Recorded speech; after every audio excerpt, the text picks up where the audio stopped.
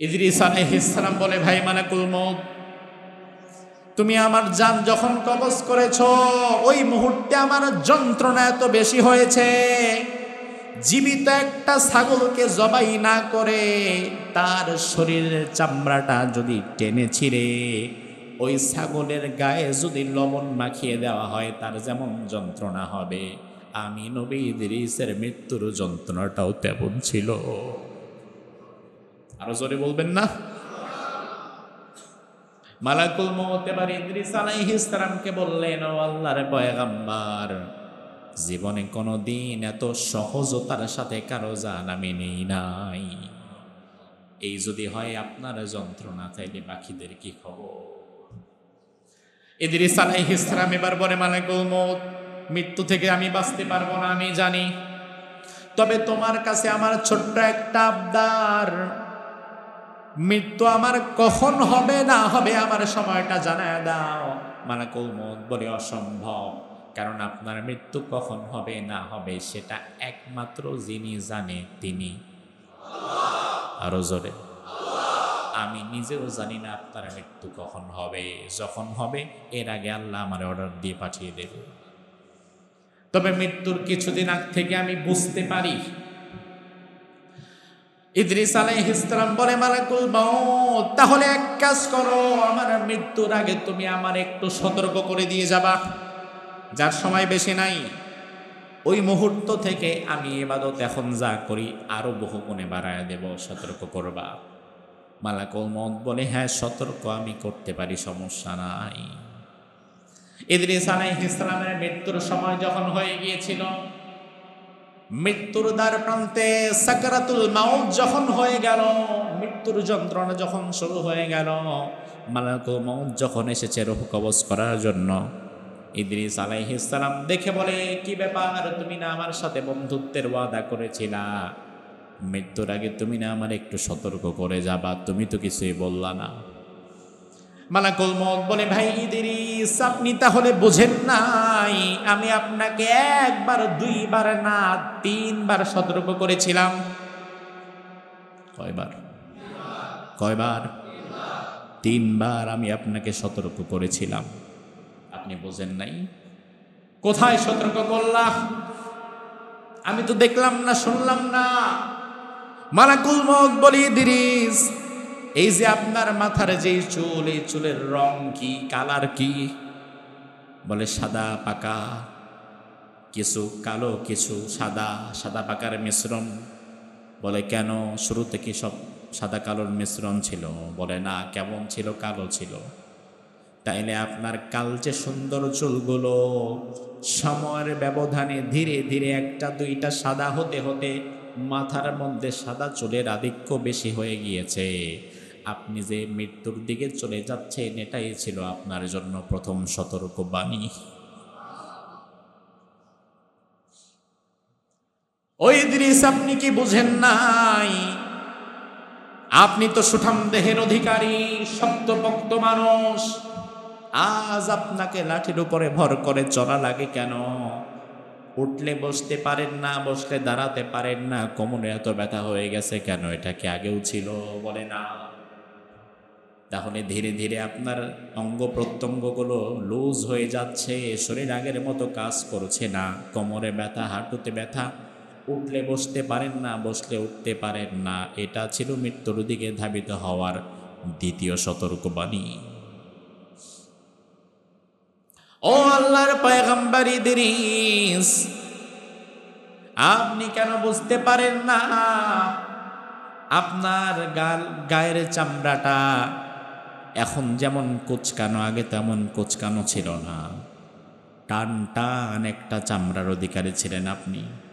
সেই চামড়াটায় চোখের নিচে ভাঁজ পড়ে গেছে, চাপার এখানে ভাঁজ পড়ে গেছে, হাতের চামড়াগুলো কুচকে গিয়েছে, সুন্দর চামড়াটা ধীরে ধীরে কুচকে যাওয়াই ছিল আপনার জন্য মৃত্যুর দিকে ধাবিত হওয়ার তৃতীয় সতর্কবাণী। এরপরেও যদি আপনি না বোঝেন, আর আপনারে কিভাবে বোঝাবো ভাই? আমার ভাইরা, ঘটনাটা ইসরায়েলি রেওয়ায়েত হলেও এই ঘটনা থেকে আমাদের শিক্ষণীয় বিষয় আছে না নাই? কারো চুলগুলো সাদা হয়ে গেছে, তবুও নামাজের খবর নাই। হাঁটুতে ব্যথা, কথা বলতে পারে না, হাতে ব্যথা, বয়স একটা চলে গেছে, কবরে পা একটা ঢুকে গেছে, তবুও তার রাজনীতি করতে হবে, মানুষ মারতে হবে, সাদা খাইতে হবে, জুলুম করতে হবে, মৃত্যুর কথা স্মরণ করে না। এমন মানুষ দুনিয়াতে আছে না? শরীরে ভাঁজ পড়ে গেছে, লাঠি ছাড়া চলতে পারে না, কোমর আগের মতো সায় দেয় না, সারা শরীর ব্যথা, ডাক্তারের ওষুধ ছাড়া 2-4 দিন বিছনা থেকে উঠতে পারবে না। এমন মানুষও যখন দুনিয়ার লোভে পাগল হইয়া দৌড়ায়, তখন মালাকুল মউত দূর থেকে দেখে চিন্তা করে, আহারে বান্দা, মৃত্যুর কথা বারবার স্মরণ করিয়ে দেওয়ার পরেও বুঝি তোর হুঁশ ফিরে না। আমার ভাইরা, এভাবে আল্লাহ রাব্বুল আলামিন ইদ্রিস আলাইহিস সালামকে দুনিয়া থেকে নিয়ে গেলেন। তবে যাওয়ার সময় কোন আগ পিছ করা যাবে না, কারণ আমার আল্লাহ বলেছেন, ফাইদা জাআ আজালুহুম লা ইস্তাখিরুনা সাআতাও ওয়া লা ইস্তাকদিমুন। মৃত্যু যখন আসবে 1 সেকেন্ড আগেও না, পরেও না, যখন মৃত্যু হওয়ার তখন হবেই। কে বলেছেন? আদম আলাইহিস সালামের পরবর্তী নবী ইদ্রিস আলাইহিস সালাম প্রসঙ্গে কথা বলবো। কোন নবী? ইদ্রিস। নামটি শুনেছেন তো আগে? তাফসিরে জালালাইন প্রণেতা বলেন, হুয়া জাদ্দু নূহ আলাইহিস সালাম, অর্থাৎ ইদ্রিস আলাইহিস সালাম নূহ আলাইহিস সালামের সম্পর্কে দাদা ছিলেন।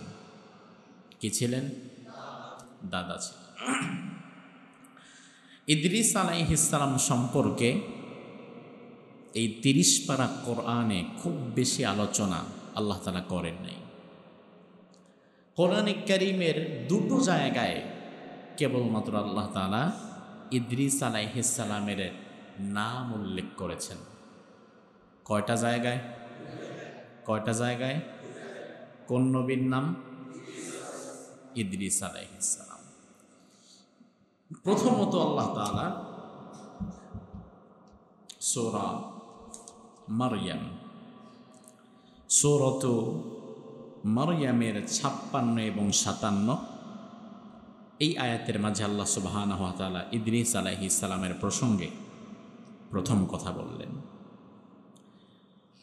রব্বুল আলামিন বলেন, ওয়াযকুর ফিল কিতাবি ইদ্রিস ইন্নাহু কানা সিদ্দীকান নাবিয়্যা ওয়া রাফা'নাহু মাকানান আলিয়্যা। সুবহানাল্লাহ। আল্লাহ বিশ্বনবীকে ডাক দিয়ে বলছেন, নবী, ওয়াযকুর ফিল কিতাবি ইদ্রিস, এই কিতাবে বর্ণিত ইদ্রিসের কথা একবার আমি আপনাকে স্মরণ করিয়ে দেই। ইন্নাহু কানা সিদ্দীকান নাবিয়্যা, নিশ্চয়ই তিনি ছিলেন একজন সত্যনিষ্ঠ নবী। সুবহানাল্লাহ। ওয়া রাফা'নাহু মাকানান আলিয়্যা, আর তাকে আমি উচ্চ স্থানে আদিষ্ঠিত করেছিলাম। এর ব্যাখ্যা আমরা পরবর্তীতে করব। আল্লাহ সুবহানাহু ওয়া তাআলা ইদ্রিস আলাইহিস সালাম প্রসঙ্গে দ্বিতীয়বার কোরআনের আরেক জায়গায় কথা বললেন, সূরাতুল আম্বিয়ার 85 নম্বর আয়াত। রব্বুল আলামিন বলেন, ওয়া ইসমাঈলা ওয়া ইদ্রিস ওয়া যাল কিফল কুল্লুম মিনাস সাবিরিন ওয়া আদখালনাহুম ফি রাহমাতিনা ইন্নাহুম মিনাস সালিহিন। সুবহানাল্লাহ। আল্লাহ বিশ্বনবীকে ডাক দিয়ে বললেন, নবী, ওয়া ইসমাঈলা ওয়া ইদ্রিস ওয়া যাল কিফল, এই কিতাবে বর্ণিত ইসমাঈল, ইদ্রিস এবং যুল কিফল, এই 3 জন নবীর কথা আমি আপনাকে স্মরণ করিয়ে দিলাম। যুল কিফল নামে যে একজন নবী আছে আমরা তা জানি না, কারণ কোরআনের সাথে আমাদের সম্পৃক্ততা নাই।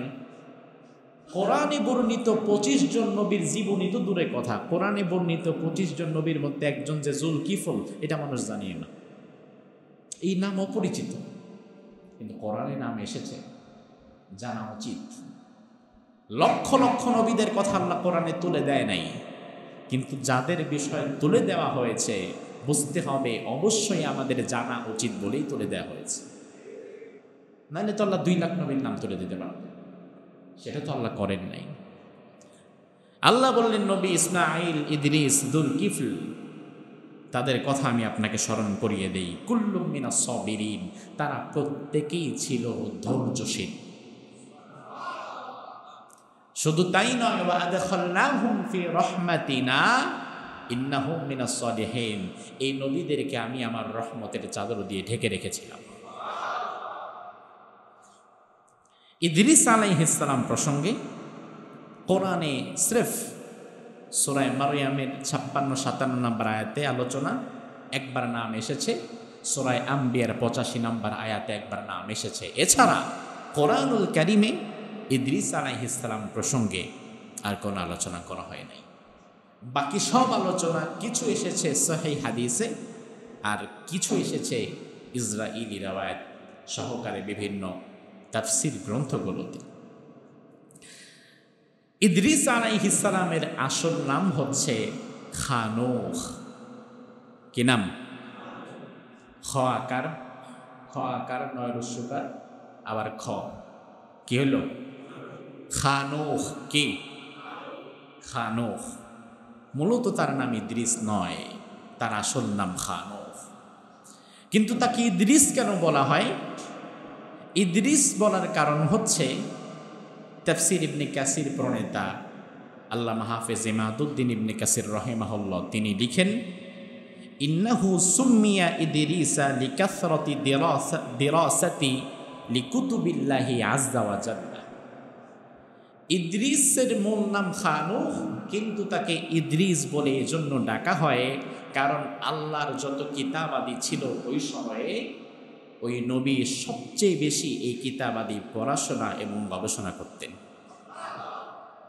আর দিরাসাহ শব্দের অর্থ হচ্ছে পাঠ করা, পড়াশোনা করা, অধ্যয়ন করা। সেখান থেকে মাদ্রাসা, মাদ্রাসা মানে যেখানে পড়া হয়, পড়ানো হয়।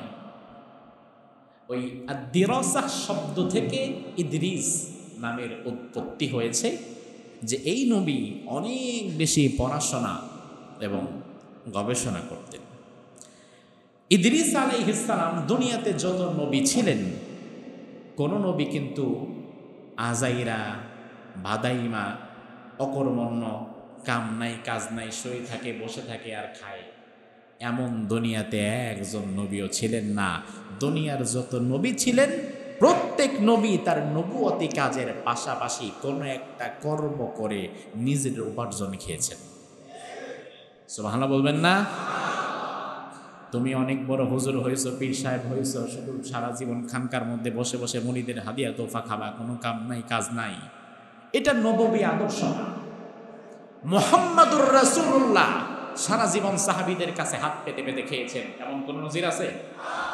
বরং তিনি যা হাদিয়া নিয়েছেন তার চেয়ে বেশি দিয়েছেন। ইদ্রিস আলাইহিস সালাম প্রসঙ্গে মুস্তাদরাকে হাকিমের হাদিস, যে তিনি পেশাগতভাবে কি করতেন। রাসূল বলেন, কানা ইদ্রিসু খাইয়াতান ওয়া কানা লা ইউদখিলুল ইবরাতা ফি সাওবি ইল্লা ক্বালা সুবহান। এটা রাসূলের হাদিস। মুস্তাদরাকে হাকিমের বর্ণনায় রাসূল ইদ্রিস সম্পর্কে বললেন যে ইদ্রিস আলাইহিস সালাম পেশাগত দিক থেকে তিনি ছিলেন দর্জি। কি ছিলেন? কি ছিলেন?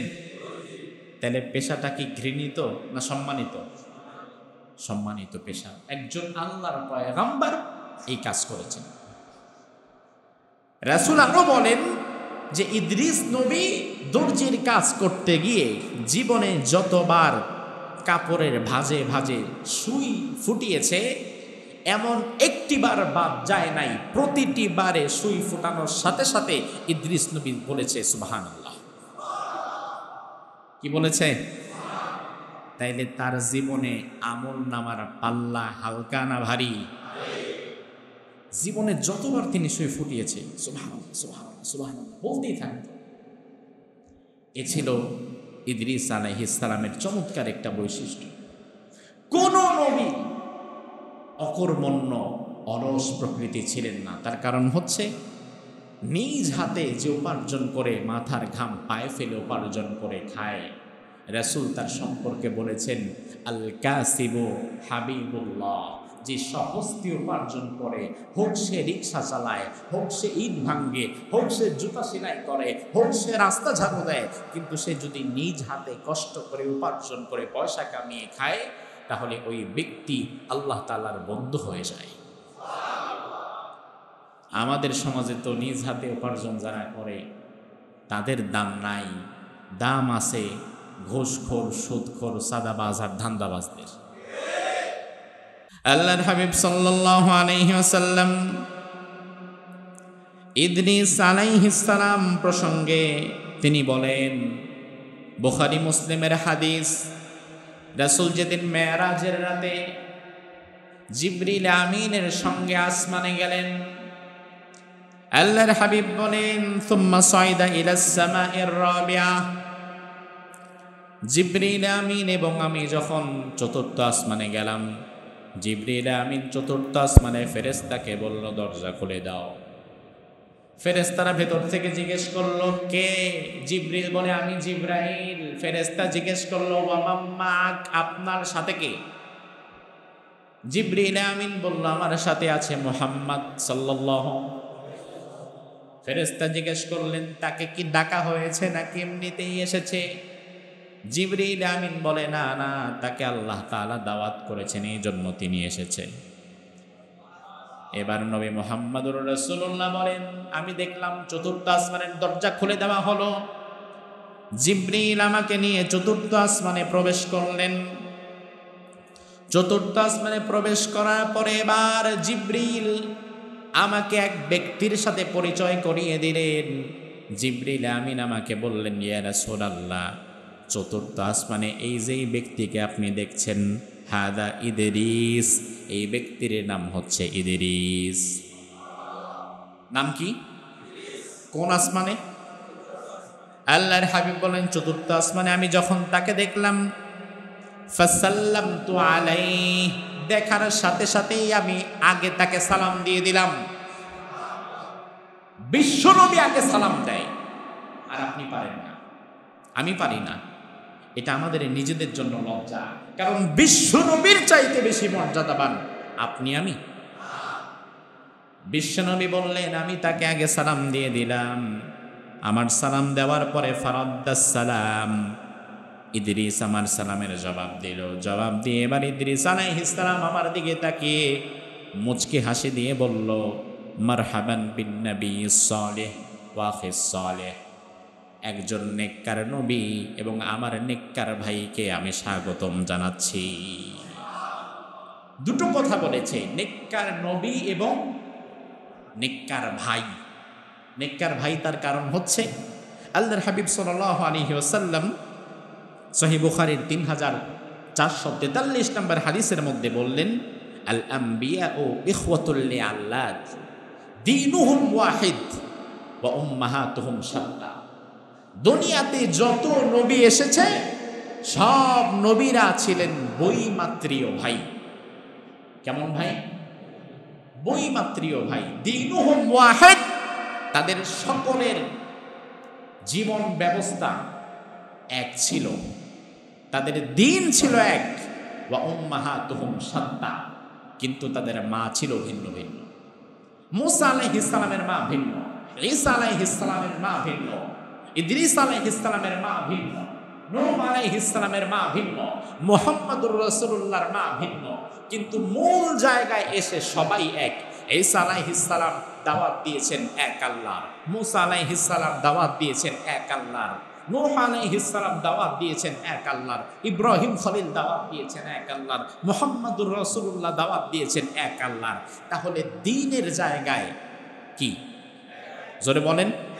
আর মা মা মা ভিন্ন ভিন্ন, কিন্তু সকল নবীর মিশন এবং ভিশন, লক্ষ্য উদ্দেশ্য ভিন্ন ভিন্ন না, এক লক্ষ্য উদ্দেশ্য ছিল। মালাকুল মউত এবার ইদ্রিস আলাইহিস সালামের রূহ কবজ করে ফেললেন। কিছু সময় পরে আবার রূহটা ফেরত দিয়ে দিলেন। ইদ্রিস আলাইহিস সালাম অল্প কিছু সময়ের জন্য নিস্তেজ, নিস্তব্ধ হয়ে পড়েছিলেন। রূহ ফেরত দেওয়ার পরে এবার ইদ্রিস আলাইহিস সালাম বলে, মালাকুল মউত, এই বুঝি তাইলে মৃত্যুর যন্ত্রণা? মালাকুল মউত বলে, জি। মালাকুল মউত এবার বলে, ভাই ইদ্রিস, দুনিয়াতে কারো জান নেওয়ার পরে দেওয়ার কোনো নিয়ম নাই, এটা পরিপূর্ণ নিয়ম বহির্ভূত কাজ হয়েছে। এবার আমি আপনার কাছে জানতে চাই, আমি যে আপনার জান কবজ করেছি, আপনার যন্ত্রণার ধরনটা কেমন ছিল? ইদ্রিস আলাইহিস সালাম বলে, ভাই মালাকুল মউত, তুমি আমার জান যখন কবজ করেছো, ওই মুহূর্তে আমার যন্ত্রণা এত বেশি হয়েছে, জীবিত একটা ছাগলকে জবাই না করে তার শরীরের চামড়াটা যদি টেনে ছিঁড়ে ওই ছাগলের গায়ে যদি লবণ মাখিয়ে দেওয়া হয়, তার যেমন যন্ত্রণা হবে, আমি নবী ইদ্রিসের মৃত্যুর যন্ত্রণাটাও তেমন ছিল।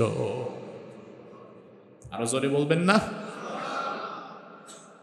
মালাকুল মউত এবার ইদ্রিস আলাইহিস সালামকে বললেন, ও আল্লাহর পয়গম্বর, জীবনে কোনোদিন এত সহজতার সাথে কারো জান আমি নেই নাই। এই যদি হয় আপনার যন্ত্রণা, তাইলে বাকিদের কি খবর? ইদ্রিস আলাইহিস সালাম এবার বলে, মালাকুল মউত, মৃত্যু থেকে আমি বাঁচতে পারবো না আমি জানি, তবে তোমার কাছে আমার ছোট্ট একটা আবদার, মৃত্যু আমার কখন হবে না হবে আমার সময়টা জানায় দাও।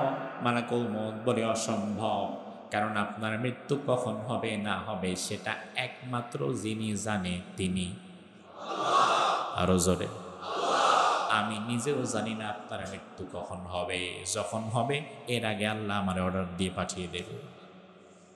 তবে মৃত্যুর কিছুদিন আগ থেকে আমি বুঝতে পারি। ইদ্রিস আলাইহিস সালাম বলে, মালাকুল মউত, তাহলে এক কাজ করো, আমার মৃত্যুর আগে তুমি আমার একটু সতর্ক করে দিয়ে যাবা, যার সময় বেশি নাই, ওই মুহূর্ত থেকে আমি ইবাদত এখন যা করি আরো বহু গুণে বাড়ায় দেব, সতর্ক করবা। মালাকুল মউত বলে, হ্যাঁ সতর্ক আমি করতে পারি, সমস্যা নাই।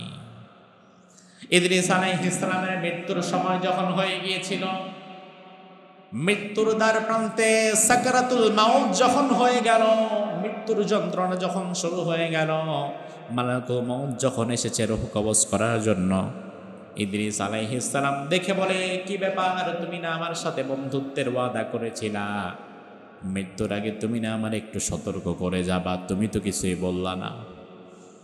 মালাকুল মউত বলে, ভাই ইদ্রিস, আপনি তাহলে বুঝেন নাই, আমি আপনাকে একবার দুইবার না 3বার সতর্ক করেছিলাম। কয়বার? 3বার আমি আপনাকে সতর্ক করেছিলাম, আপনি বোঝেন নাই? কোথায় সতর্ক করলাম? আমি তো দেখলাম না, শুনলাম না। মালাকুল মউত বলে, ইদ্রিস, এই যে আপনার মাথার যে চুল, এই চুলের রং কি, কালার কি? বলে, সাদা পাকা, কিছু কালো কিছু সাদা, সাদা পাকার মিশ্রণ। বলে, কেন, শুরুতে কি সব সাদা কালোর মিশ্রণ ছিল? বলে, না, কেমন ছিল, কালো ছিল। তাইলে আপনার কালচে সুন্দর চুলগুলো সময়ের ব্যবধানে ধীরে ধীরে 1টা 2টা সাদা হতে হতে মাথার মধ্যে সাদা চুলের আধিক্য বেশি হয়ে গিয়েছে। আপনি যে মৃত্যুর দিকে চলে যাচ্ছেন, এটাই ছিল আপনার জন্য প্রথম সতর্কবাণী। ওই ইদ্রিস, আপনি কি বুঝেন নাই? আপনি তো সুঠাম দেহের অধিকারী, শক্তপোক্ত মানুষ, আজ আপনাকে লাঠির উপরে ভর করে চলা লাগে কেন? উঠলে বসতে পারেন না, বসলে দাঁড়াতে পারেন না, কোমরে এত ব্যথা হয়ে গেছে কেন? এটা কি আগেও ছিল? বলে, না। তাহলে ধীরে ধীরে আপনার অঙ্গ প্রত্যঙ্গগুলো লুজ হয়ে যাচ্ছে, শরীর আগের মতো কাজ করছে না, কোমরে ব্যথা, হাঁটুতে ব্যথা, উঠলে বসতে পারেন না, বসলে উঠতে পারেন না। এটা ছিল মৃত্যুর দিকে ধাবিত হওয়ার দ্বিতীয় সতর্কবাণী। ও আল্লাহর পয়গম্বর ইদ্রিস, আপনি কেন বুঝতে পারেন না? আপনার গায়ের চামড়াটা এখন যেমন কোচকানো, আগে তেমন কোচকানো ছিল না। টান টান একটা চামড়ার অধিকারী ছিলেন আপনি। সেই চামড়াটায় চোখের নিচে ভাঁজ পড়ে গেছে, চাপার এখানে ভাঁজ পড়ে গেছে, হাতের চামড়াগুলো কুচকে গিয়েছে। সুন্দর চামড়াটা ধীরে ধীরে কুচকে যাওয়াই ছিল আপনার জন্য মৃত্যুর দিকে ধাবিত হওয়ার তৃতীয় সতর্কবাণী।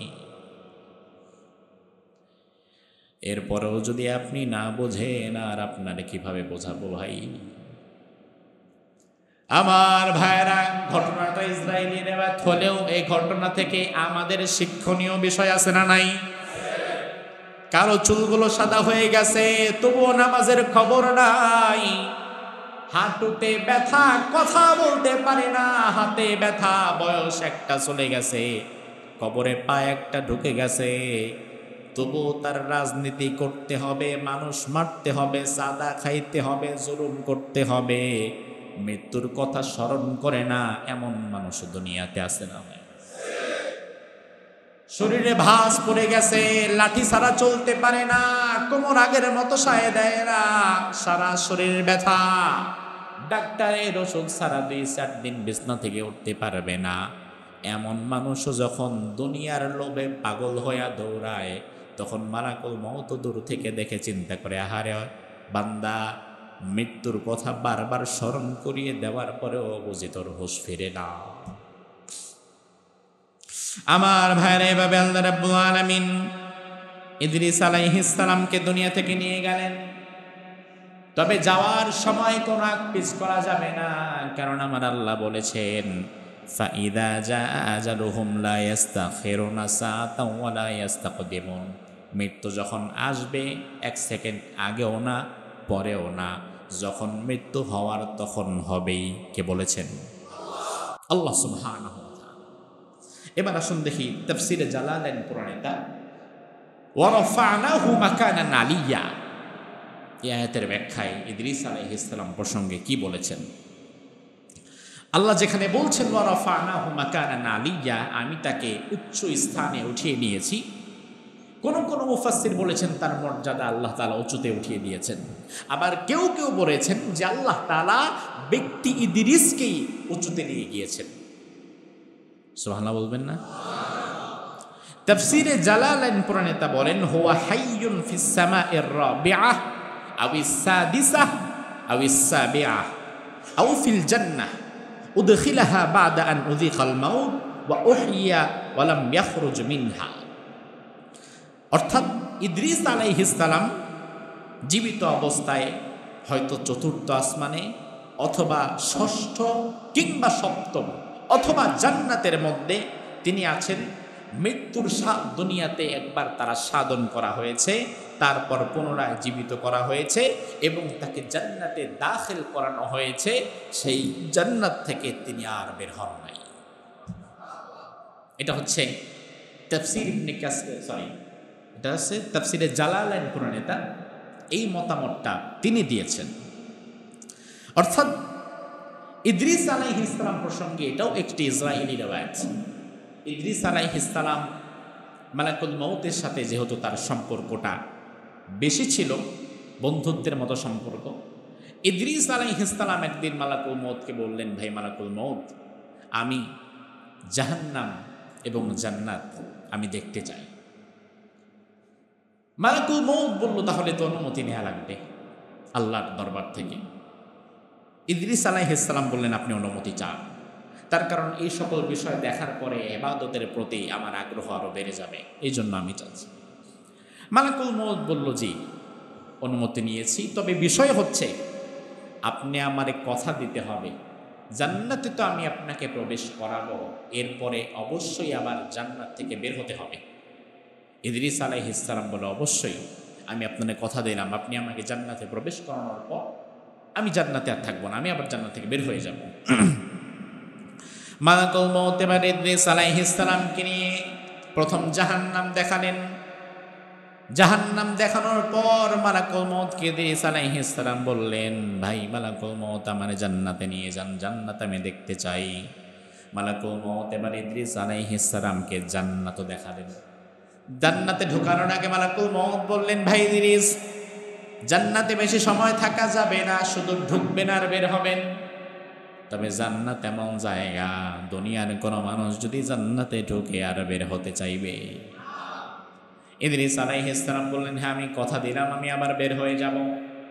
ইদ্রিস আলাইহিস সালাম জুতা জোড়া খুলে জান্নাতের মধ্যে ঢুকে গেলেন, জান্নাতের প্রবেশ করলেন। একটু পরে মালাকুল মউত আবার বাহির থেকে ডাকা শুরু করেছে, ভাই ইদ্রিস তাড়াতাড়ি আসেন, দুনিয়াতে চলে যেতে হবে। ইদ্রিস আলাইহিস সালাম বের হলেন, বের হয়ে জুতাটা পায়ে দিলেন, আবারও ঢুকে গেলেন জান্নাতে। আরো জোরে কয় না? মালাকুল মউত বলে, কি ব্যাপার ভাই, এটা কি হইল? আপনি বেরোন, তাড়াতাড়ি দুনিয়াতে যাইতে হবে। ইদ্রিস নবী কয়, না বেরোইতাম না। আপনি আমারে কথা দিয়েছিলেন আপনি বের হবেন। হ্যাঁ কথা তো দিছি, কথা রাখছিও, কথা দিছি আমি বের হব। আপনি ঢুকাই দিয়েছেন, আমি বেরো হয়েছি। এ জুতা রাইখা গেছিলাম, জুতা পরে আবার ঢুকছি। এবার আপনি আপনার কাজে যান, আমি আর বের হব না। মালাকুল মউত অবাক দৃষ্টিতে তাকিয়ে আছে, আল্লাহ কি করলাম আজকে, এটা এ তো পুরা ঝামেলা হয়ে গেল। এবার আল্লাহ রাব্বুল আলামিন মালাকুল মউতকে বললেন, ও মালাকুল মউত তুমি চলে যাও, কারণ ইদ্রিসের তাকদীরে এই ঘটনাটা এইভাবেই লেখা ছিল। তুমি আর দাঁড়ায় থেকে লাভ নাই, দাঁড়ায় থেকে লাভ নাই। ইদ্রিস নবী কি আর বেরোবে? বের হবে না। তাফসিরে বাগাভিতে এই যেটা বললাম এখন, এটা দলিল না। তাফসিরে বাগাভিতে ইমাম বাগাভি রাহিমাহুল্লাহ, ওয়াহাব বিন মুনাব্বিহ রাহিমাহুল্লাহ, তিনি একজন বিখ্যাত তাবেঈ। ওই ওয়াহাব বিন মুনাব্বিহ থেকে বর্ণিত একটা কওল, যেটা তাফসিরে বাগাভিতে ইমাম বাগাভি রাহিমাহুল্লাহ এটা উল্লেখ করেছেন। এবার আমরা ওয়াহাব বিন মুনাব্বিহের মুখে এই ঘটনার সারাংশ যেটা সেটা শুনব। ক্বালা ওয়াহাব বিন মুনাব্বিহ রাহিমাহুল্লাহ বলেন, কানা ইউরফাউ লিইদ্রিসা কুল্লা ইয়াউমিন মিনাল ইবাদাতি মিথলা মা ইউরফাউ লিজামিই আহলিল আরদি ফি জামানিহি। সুবহানাল্লাহ বলেন। ইদ্রিস আলাইহিস সালামের জামানায় দুনিয়ার সব মানুষ যত ইবাদত করত, আল্লাহর দরবারে যত ইবাদত পৌঁছে যেত, একা ইদ্রিসের ইবাদত দুনিয়ার সব মানুষের চাইতে বেশি হতো।